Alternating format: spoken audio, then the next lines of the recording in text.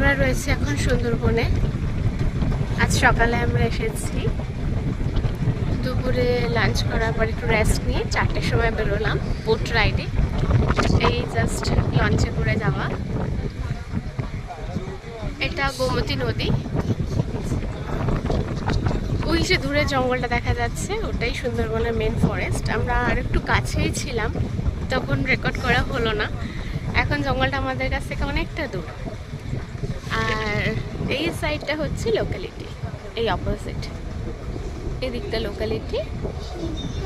আর সুন্দরবনের ফরেস্ট বলতে বন ওইটাই, ম্যানগ্রোভ ফরেস্ট।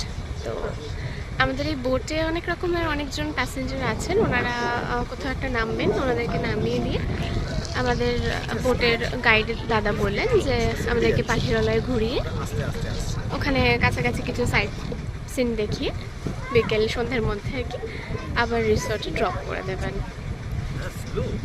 সুন্দর একটা হাওয়া, পরন্ত বিকেলে আরাম লাগছে। এই যে একদম সিঁড়ির কাছে দাঁড়িয়ে আছি, ইভু দাঁড়িয়ে এখানে দেখছে।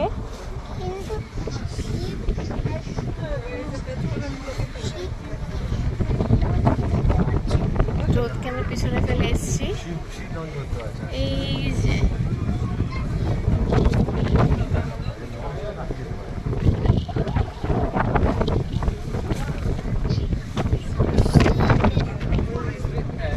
অনেক গল্প, বাঘ কোথায় থাকে, তারপর শুনলো যে বাঘ এই জলে সাঁতার কেটে পারাপার করতে পারে।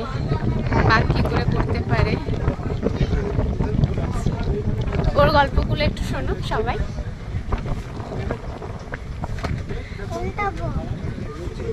তুমি যেটাতে দাঁড়িয়ে আছো সেটাই তো বোট। আমাদের নৌকা আছে না, ছোট ছোট নৌকা, যেটা আমরা করে এলাম ওখান থেকে পারবে। হচ্ছে বেশি জল, এটা কম জল ছিল ওই জন্য এখানে একটু বড়। ওই নদীটা কি ছিল, বিদ্যা নদী ছিল, বিদ্যাধরী নদী ছিল। ওইখানে অল্প জল ছিল, সেজন্য ওখানে একটা ছোট বোট ছিল। এটাই বেশি জল, তাই এটাই বড় বোট, দোতলা বোট। নিচে একটা তলা, ওপরে একটা তলা, এই যে সিঁড়ি দিয়ে উঠতে হচ্ছে। ওখানে তো সিঁড়ি ছিল না, ওখানে এরকম প্লেন ছিল।